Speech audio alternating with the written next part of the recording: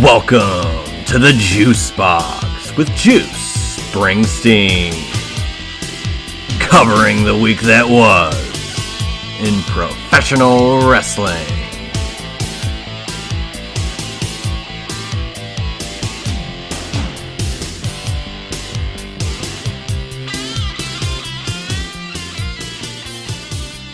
It was so nice, we had to do it twice. SummerSlam Night 2 predictions here on the Juice Box. I am, of course, joined once again by the luscious, the ravishing Josh Isenberg. Welcome back, my friend. Hello! La, la, la, la. And let me tell you what, buddy, that voice is getting played out. So played. Yeah, we're here for night 2. We discussed night 1 yesterday, and it seems like there's a lot of intrigue in night 1.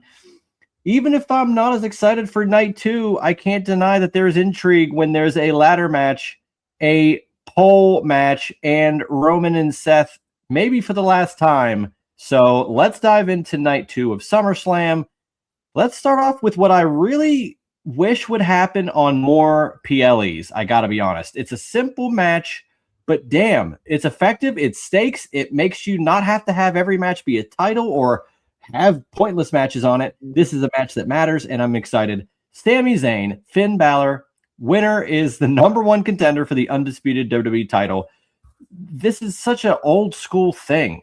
Giving a #1 contenders match on a pay-per-view, a PLE, you do it on a Raw or SmackDown pretty much all the time, but you put it on a bigger show, it elevates the match just by that fact alone. Yeah. And, Sammy's pissed off that he had the WWE title for the first time, lost it in 9 days. Finn Balor, he won the Universal title back in 2016. 10-year anniversary, yeah. That's right. So here's a great opportunity for him to try to get back to a spot that he had for so short of a time, 10 years ago. And for the undisputed WWE title. So let's talk about what we just concluded with the other day. Punk Cody for the undisputed WWE title. That winner more than likely will be the person taking on the winner of this match in particular.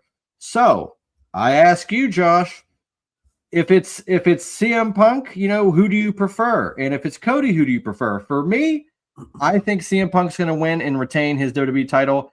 Please, let's run back that match that he had with Finn Balor earlier in the year, but for the WWE title. I'd love to see it. What say you? I'm going to go Finn Balor.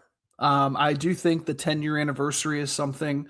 I think him moving to SmackDown gives them a lot of opportunities for Finn Balor to have some fresh matches. He was there for a few weeks, interacted with Damian, interacted with the MFTs or whatever they're calling themselves now. I like Finn here because Sami is a good card any situation he's in. So he doesn't need to go back to being, chasing for the championship because realistically, he's not going to win it the next time he goes for it.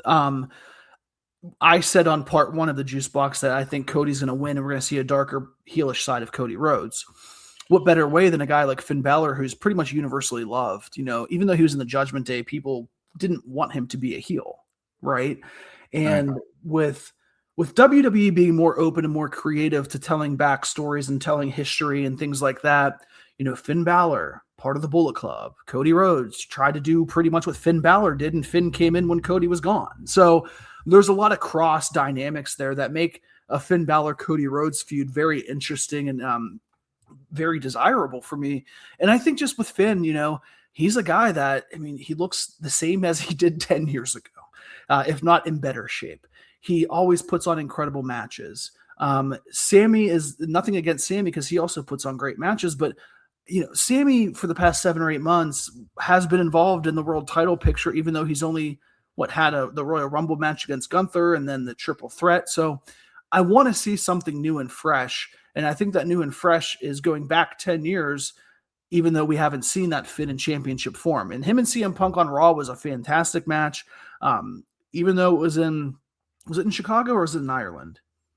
I believe it was in Ireland because the Chicago one was Sami. Oh, that's right. Yeah, the Chicago one was Sami. Yeah, so Ireland, whenever Finn was there, was fantastic. I want Finn to get that opportunity for 3 or 4 months to chase. And, with Sammy, very good chance that Sammy can go into a Money in the Bank and be that cowardly Money in the Bank holder, teasing, chasing as long as he wants. Hell, he could do it at WrestleMania in Saudi. That makes a lot of sense. But for now, I want to see the fall of Finn. I want to see September, October, November, Finn getting 3 or 4 months of proving that he is still able to be one of those top, championship contenders in WWE.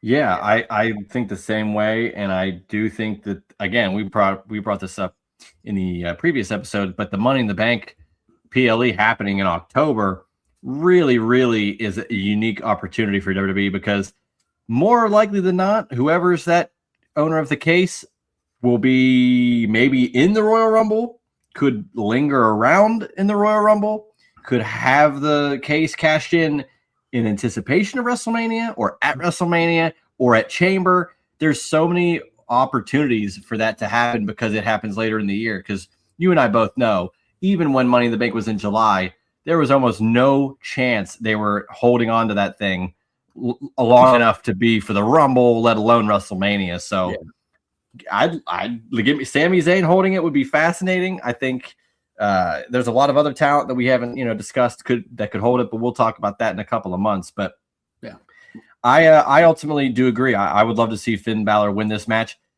get a little redemption. 10 years to the time where he won the Universal title in an epic match with Seth Rollins. And that was such a cool moment, and it got taken away from him in the next night. So.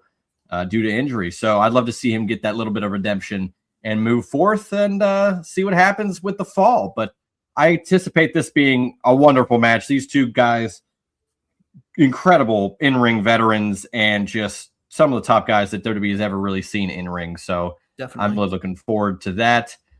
Let's get to another interesting match here, which I thought, and when we're recording this is before SmackDown, so who really knows what could happen.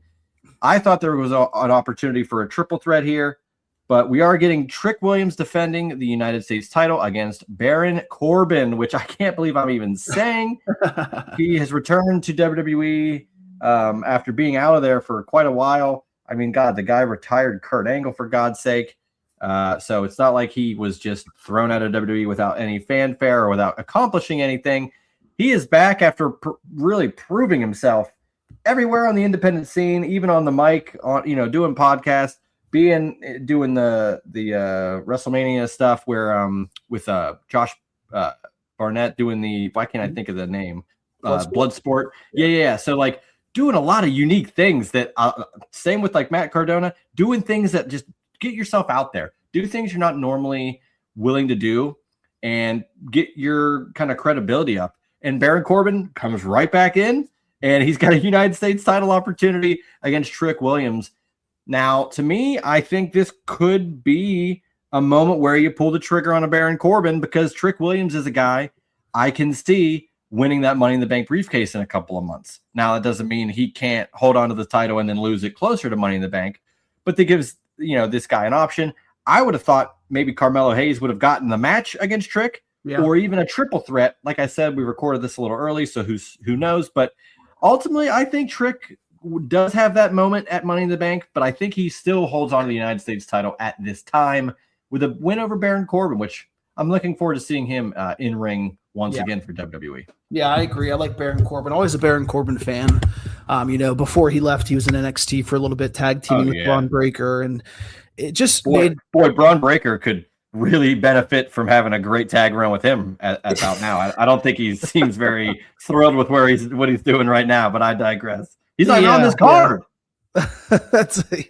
That's interesting. Braun not even on the SummerSlam card. Very interesting. A couple of years ago, winning the U.S. title in Cleveland. But I think this match is really, if you really want to get heat and you really want, a natural heel, you give the title to Baron. But it just seems like it's too much too soon for his return.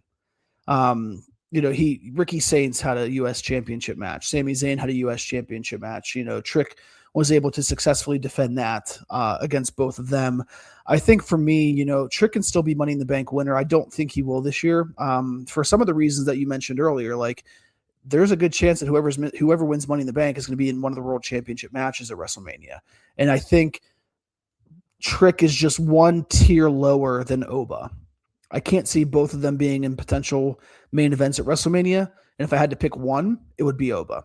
I think that's pretty obvious for most people. But that doesn't mean that Trick Williams is not a fantastic star, because he has so much charisma and people love him, and me being one of them, my 68-year-old mother being another one of them. But it's so interesting because Baron comes in, gets the opportunity. I can see Baron winning for this sole purpose, getting the title off of Trick to put the U.S. title back onto Carmelo.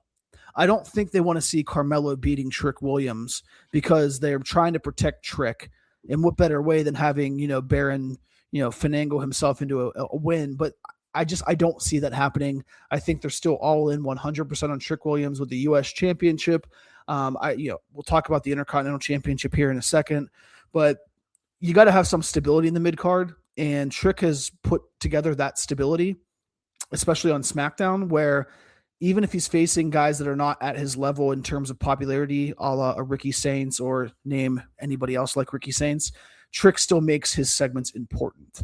So I think overall Trick wins this match. Baron's still going to have a lot to do whenever, we get into the fall here. I think Baron is somebody that, even though he might lose this, you can see him in a mid to upper level match, on these PLEs, heading into a Money in the Bank, potentially being one of those guys that, a former Money in the Bank winner himself. Baron has a lot going for him, and he's just coming back, so I wouldn't put the title on him right now. I keep it on Trick. I fully agree. I think this is a nice way to get, Baron in this spot, welcome back in, get a shot, at a title, but it's really, let's get Trick a win versus a veteran of the game, a guy that WWE fans really, really know. And like I said, has done quite a bit in his time with WWE. King Corbin. And like we said, the Money in the Bank. Happy Corbin. Bum-ass Corbin. Yeah, so there's a lot there for him. But like you said, no real need for Baron to win this match. I think it only adds to Trick's resume. And even, like I said, even if Trick has aspirations for that Money in the Bank, he could be U.S. He could be U.S. champion and win Money in the Bank. He could lose the title closer to Money in the Bank. There's a lot there. I think this is just a nice little showcase. And I actually think it's going to be quite a solid match if they give him, 10, 12 minutes, something like that. I think both these guys are more than capable. So give me Trick. Let's talk about another match. You brought it up. Intercontinental title. Penta defends against hometown. No, not the hometown man. That's TNA. Chad Gable. This is exciting. I mean, Chad Gable, my God, Shorty G, and people hated that. It was disastrous. This is after he was a part of American Alpha, which was an amazing tag team. But after the unfortunate injury and then eventual retirement of Jason Jordan, Gable had to figure kind of something else out. And he, of course, was a tag team guy and really did a lot with that, with Shorty G. He does his Alpha Academy thing for the last, 3-4 years, maybe even 5 years. Yeah. And it was a lot, but we all thought, maybe it was the vehicle to get Otis a big push. Little did we know that was never going to happen. And then Otis is still kind of meddling within the Maxine Dupree vortex, as it were. But after that, breaking kayfabe, he gets this El Grande Americano thing. And, the people kind of were scoffing at it. Is it disrespectful? Is it AI? Is it annoying? What is this thing? Fast forward, he is now one of 2 El Grande Americanos due to an injury. Ludwig Kaiser steps up. They have an amazing feud that transforms a lot of what anybody would have ever considered with the character as it is. And they have one of the best blow-off matches you will ever see. Yeah. At what was it? Was it Triple Mania, or was it some? I can't remember what it was called. Yeah, I think so. Yeah. But they have this amazing thing, and now he comes back, or it was Noche de los Grandes. Excuse me. Oh, that's right. That was the show. So he came back, but of course he unveils that he was Chad Gable at the end of that match, and everybody's in support of him.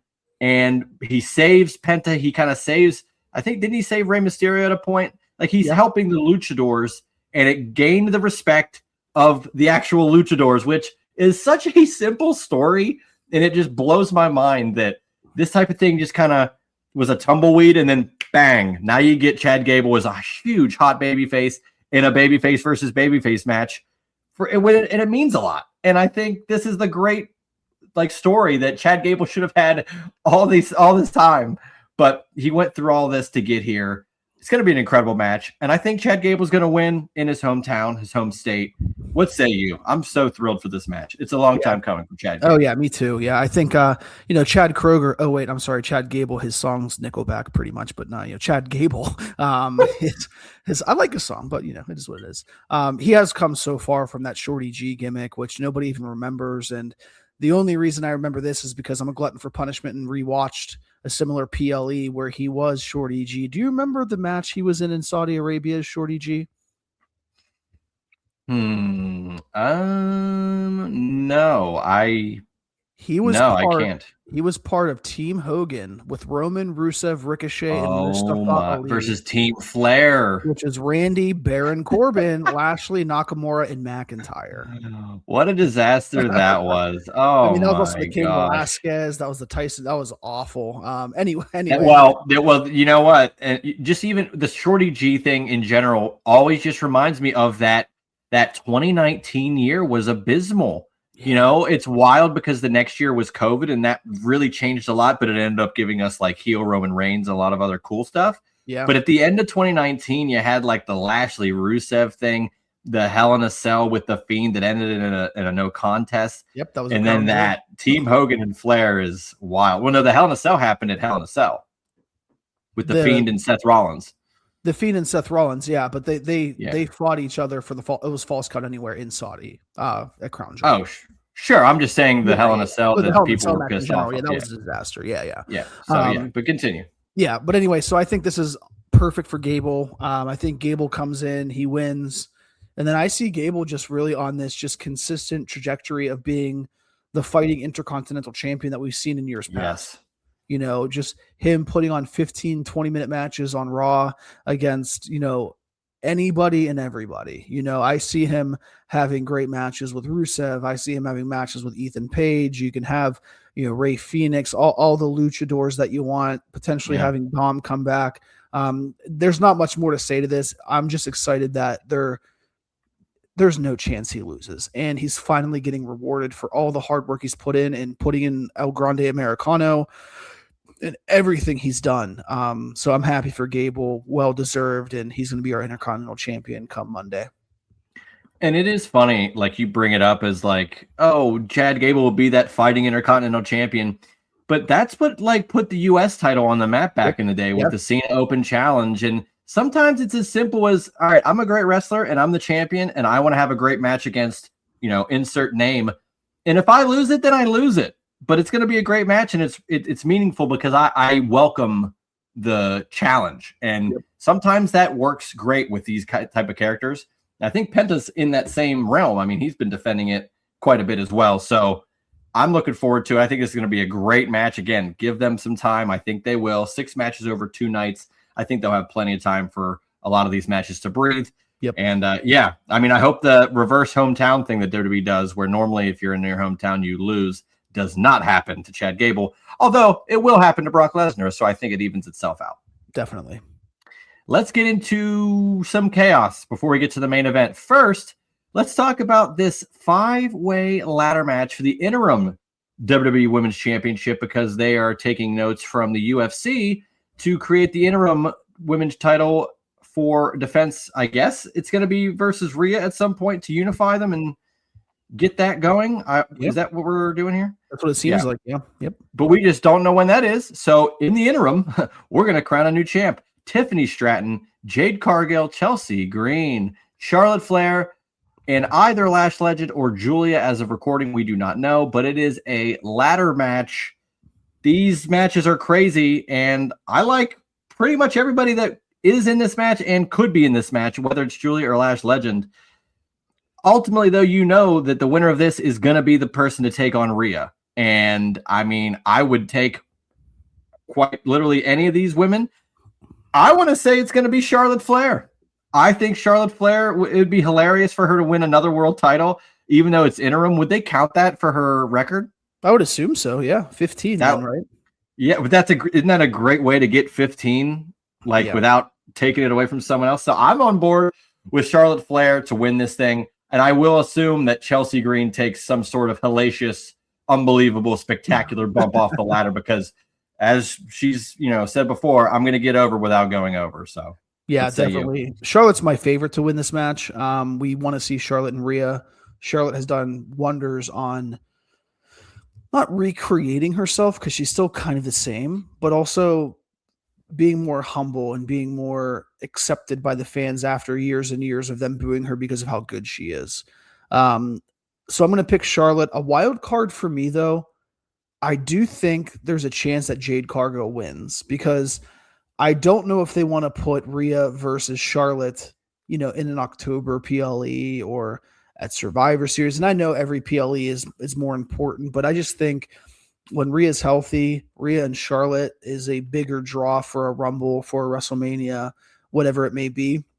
But I do think overall it should be Charlotte. But I have a case to make for Jade Cargill. This is going to be fun. You have the uber athletic Tiffany Stratton in this match. You have potentially the last match is that they're going to have Julia and Lash Legend. So one of those two of them are going to be good. I think Lash potentially wins that.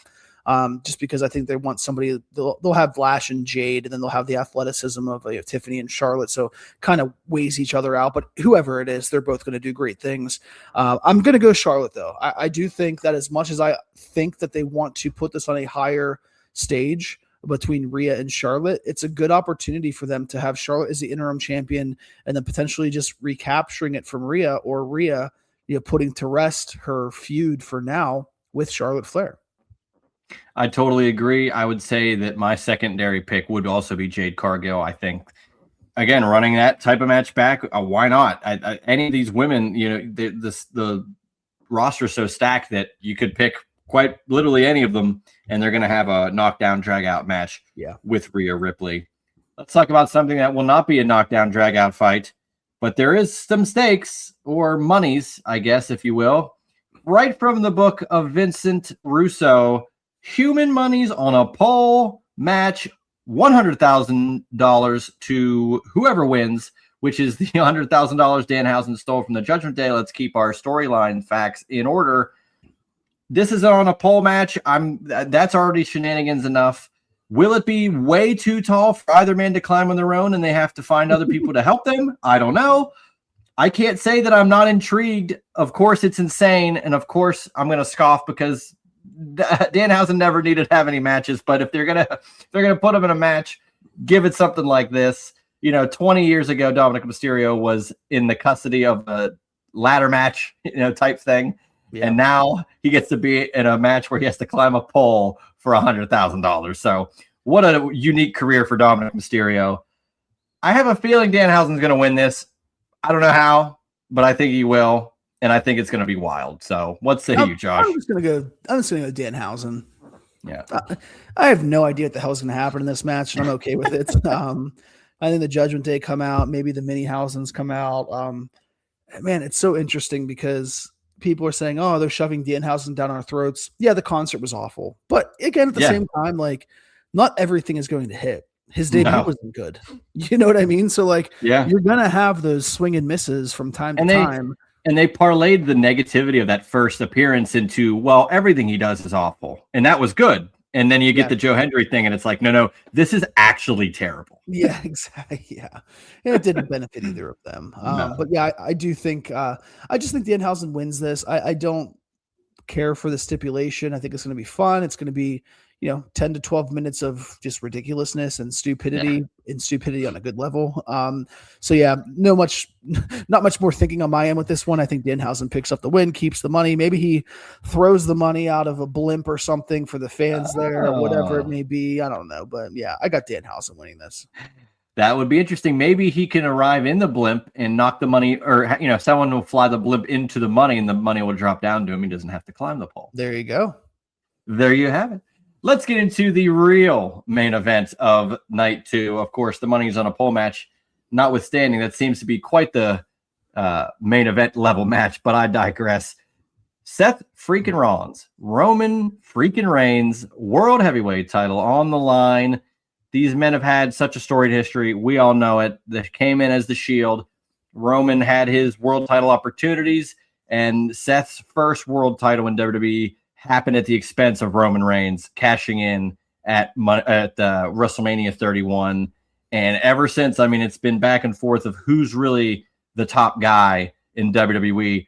At the same time, the third part of that group is doing huge things in another company. So every member of this group is really a top guy. And now both these guys get this main event spot. I do find it fascinating that it is the night 2 main event, considering I think this is a standard Roman Reigns win. Standard in the fact that I just don't think Roman is going to lose the title just yet.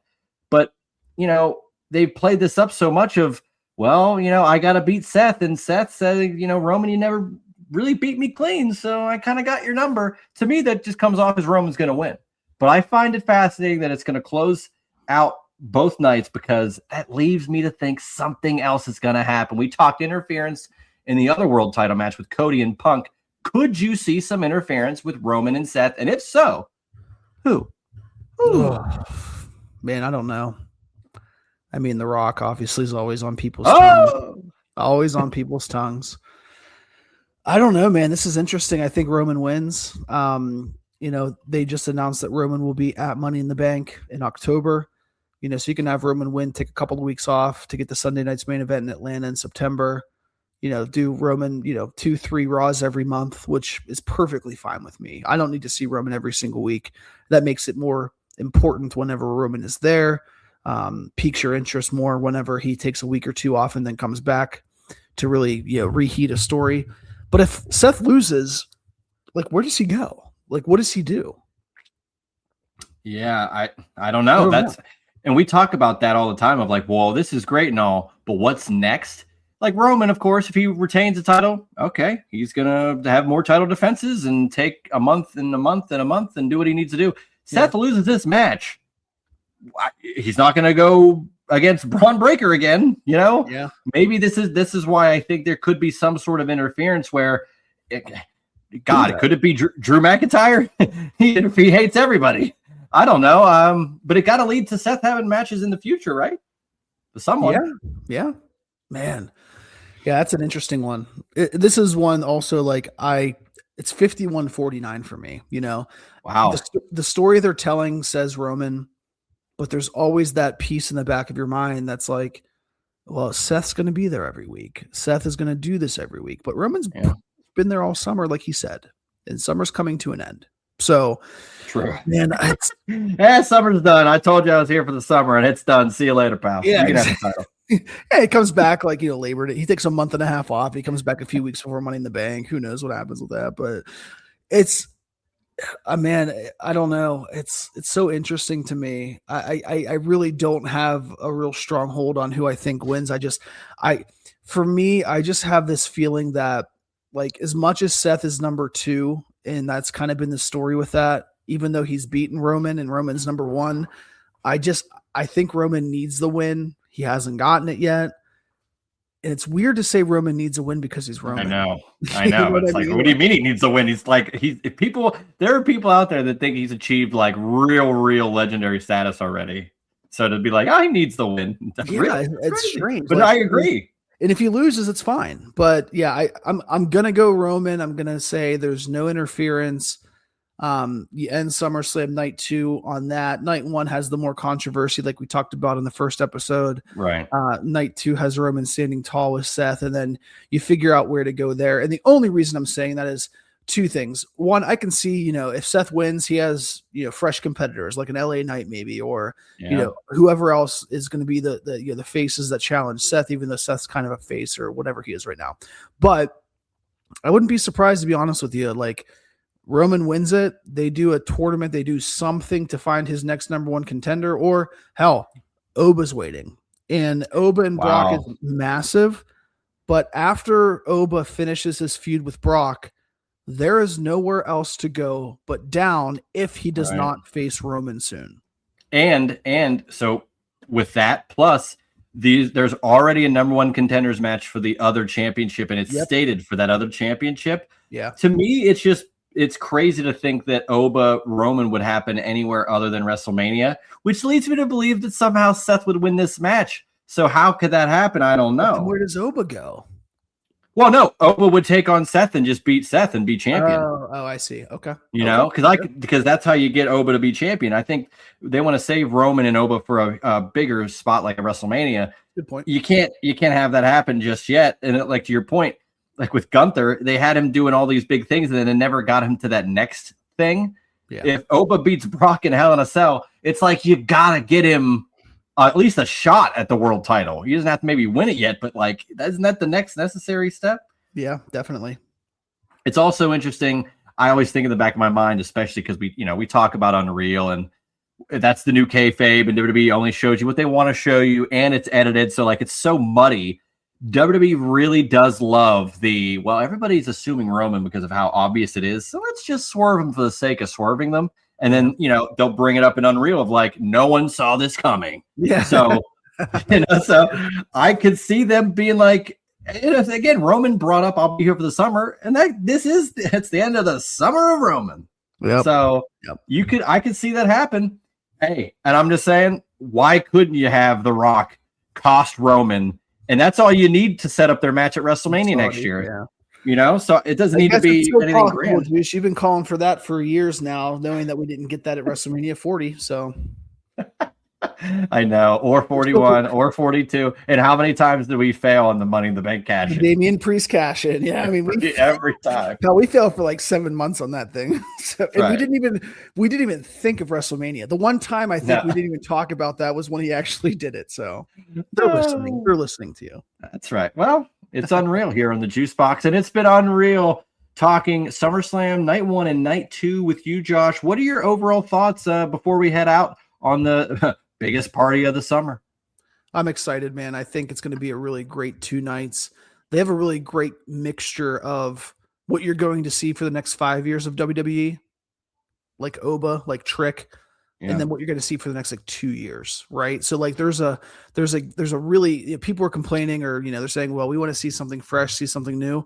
This is the time for some of these guys to really showcase that they are here, they are ready to make that next step, and I think that's what we're going to see with guys like Trick, with guys like Oba. They're ready to take that next step, but it's just a matter of is Cody, Punk, Roman, and Seth willing to take a step back for those guys to step forward? Yeah, and that's a great point. This could be that launching point for some of the talents that are just under the surface. They're so close. Like, for Obafemi, I think this is that moment. We thought he had that moment at WrestleMania. It was to be, but then, it turned out to be 3. So this could be the launching point for him among some others. I think that 6-man tag on Night 1 also gives some credence to that. And, of course, Chad Gable on Night 2 also really has an opportunity to be the star that he should have been, but now they're, letting him run with that ball. So I'm looking forward to it as well. This has been great discussing SummerSlam Night 1 and Night 2 at Josh Isenberg 4 on Twitter, at Juicy Steen on Twitter. Interact with us, argue with us, but follow us. That's all we would, could ask for here in the year 2026. For Josh, I'm Juice. This has been the SummerSlam Prediction Show right here on the Juice Box. That was the Juice Box with Juice Springsteen. Make sure to subscribe to the Juice Box wherever you listen to podcasts.